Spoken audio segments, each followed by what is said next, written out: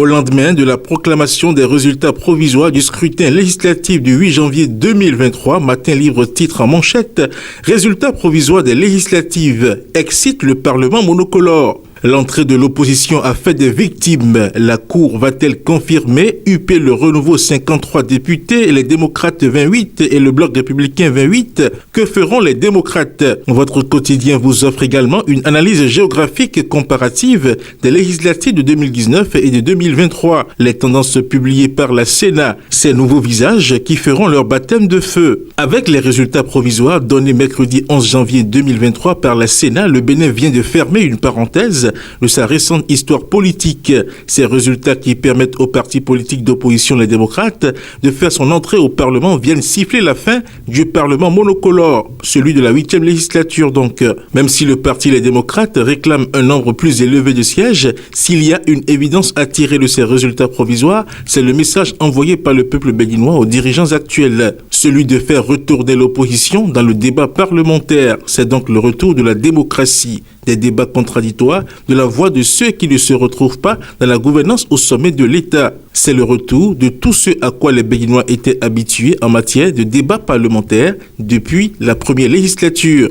Toujours dans la même actualité, il faut noter que l'entrée des démocrates a fait des victimes. La Commission électorale nationale autonome Sénat a publié ce mercredi 11 janvier 2022 les grandes tendances issues des élections législatives du 8 janvier, en réussissant à déjouer plusieurs pronostics qui ne lui donnaient pas les 10% nécessaires pour siéger. Le parti Les démocrates a dépassé largement ce baromètre. Le plus surprenant, c'est qu'il a fait beaucoup de victimes dans le rang de certains candidats clés de la mouvance.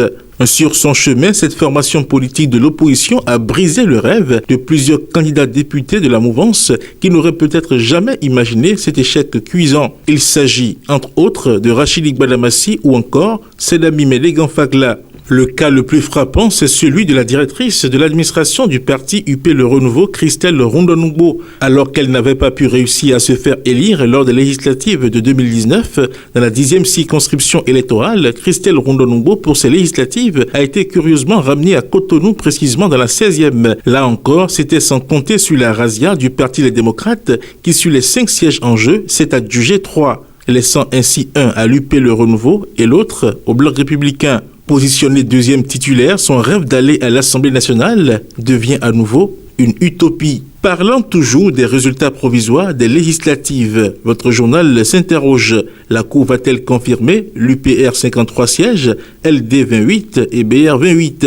Alors que les yeux sont tournés vers la Cour des 7 sages pour les résultats définitifs des législatives du 8 janvier 2023, ceux provisoires ont déjà été annoncés ce mercredi 11 janvier par la Commission électorale nationale autonome Sénat. Si aucune réponse n'est pour l'heure trop évidente, il n'est pas illusoire de penser que des choses peuvent encore se passer. En effet, beaucoup de cas de fraude et de bourrage d'urnes ont été signalés et même distillés sur les réseaux sociaux. Mieux, plusieurs personnes impliquées dans ces manœuvres ont été appréhendées et déposées en prison. Ceci en attendant leur procès. L'autre chose à ne pas perdre de vue, c'est le nombre impressionnant de bulletins nuls recensés par la Sénat. N'étant pas tous vierges, certains de ces bulletins pourraient être reconsidérés et faire basculer dans les circonscriptions électorales données les résultats.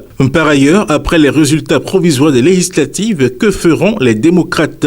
Déçus ou non, les démocrates viennent de loin. L'enjeu était d'abord la participation obtenue au prix du sacrifice. Il a fallu ensuite voir le comportement des populations sur le terrain, elles qui depuis 2016 semblent ne plus s'intéresser à la chose électorale. Le taux de participation 38%, malgré la participation du parti d'opposition, en dit long sur la désaffection des Béninois au vote. Même si pour les démocrates, c'est déjà une victoire de trouver dans le peu d'électeurs sortis, 28 députés, le parti devra réagir à l'annonce faite par la Sénat. Quand on suit les interventions et communiqués qui ont précédé la proclamation de ces résultats provisoires, l'on se demande si le nombre de sièges à eux attribués reflète ce qui se dégage des compilations des résultats issus des urnes. Dès lors, vont-ils contester, vont-ils appeler au calme ou à la mobilisation, ou pourraient-ils éventuellement aller au boycott en ne siégeant pas?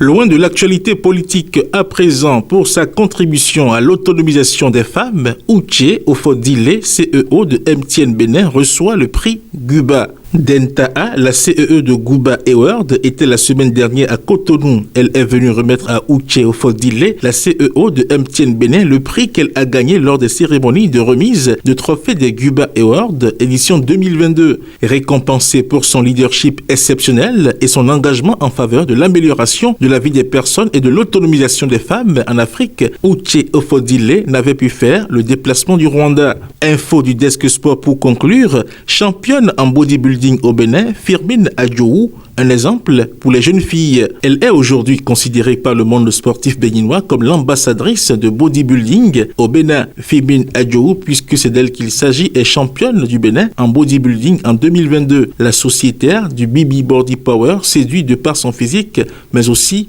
un sourire atypique. Mariée et mère de 2 enfants, l'ancienne athlète et Ruby Woman s'est lancée dans la musculation il y a seulement 1 an, mais les résultats sont déjà observables. Fidèle internaute de Guérite TV Monde et lecteur de Matin Libre, le contenu de votre quotidien en sa parution du jeudi 12 janvier 2023 vous est ainsi livré. À demain.